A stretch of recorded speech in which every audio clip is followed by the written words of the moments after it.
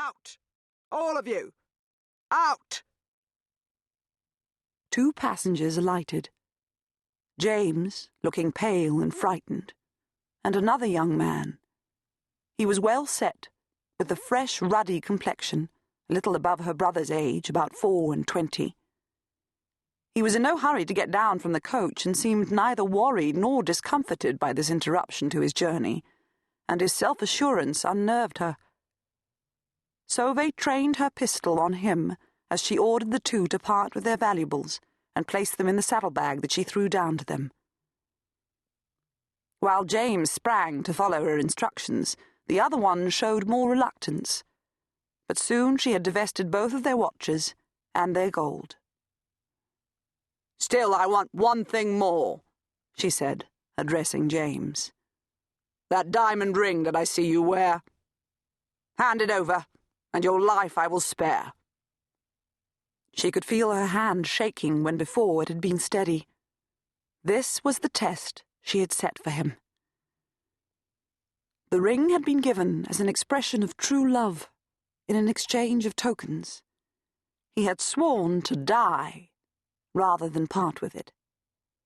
If he gave it to her, then all the doubts she harbored, all the stories that she had heard about him, were true. James didn't hesitate. He was struggling to free the ring from his finger, spitting on his hand to work the band loose. She changed her aim, and her hand shook no more. She didn't need to make James beg and crawl. He was doing that of his own accord. He had fallen to his knees, squeezing tears from eyes shut tight in prayer, his clasped hands shaking in supplication.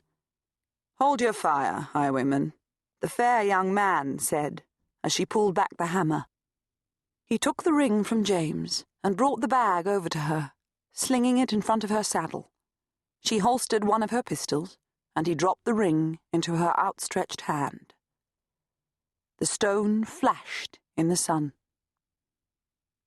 "He has given you everything," the young man looked up at her. "What more could you want from him?"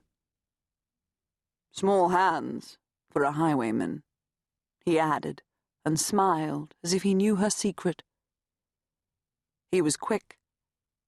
He read her intention in an instant. His eyes still on her, he threw up her arm as she squeezed the trigger. James screamed, but the shot missed. The horses reared and shied in their traces, so the driver had to struggle to stop them from breaking away and the coach from overturning. Sovay used the confusion to make her escape. She had business back at the house. Sovay suppressed a sigh of impatience as the painter bent to his painstaking work. She tried not to move, as she'd been instructed on numerous occasions, although she was afire with anticipation. She and James had an assignation at their usual trysting place in the garden. He would arrive. He might even be waiting for her now, with no idea that she was the highwayman who had stopped him on the road. Perhaps he wouldn't even refer to it, preferring to keep his recent humiliation to himself.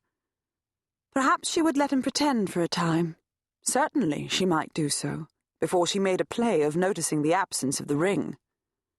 The very thought of that made her tremble, and Jonathan Trenton gave a moo of impatience. "How many times do I have to ask you?"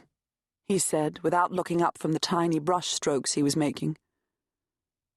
Sovay murmured an apology and stared out at the garden behind him. She had never wanted to sit for this likeness. It was entirely Papa's idea. He had also chosen the artist, a coming young man who had studied under the late Sir Joshua Reynolds. Papa liked to encourage artists early on in their careers. Sovay disliked Trenton. His voice was high-pitched and whining, his manner fussy and overbearing. She sensed that the antipathy was mutual, although he said little to her except to scold. The portrait was almost finished, and he was glad of it. This was a good commission, and he'd been paid in advance, but he had to travel up from town to take her likeness, and these were dangerous times. Highwaymen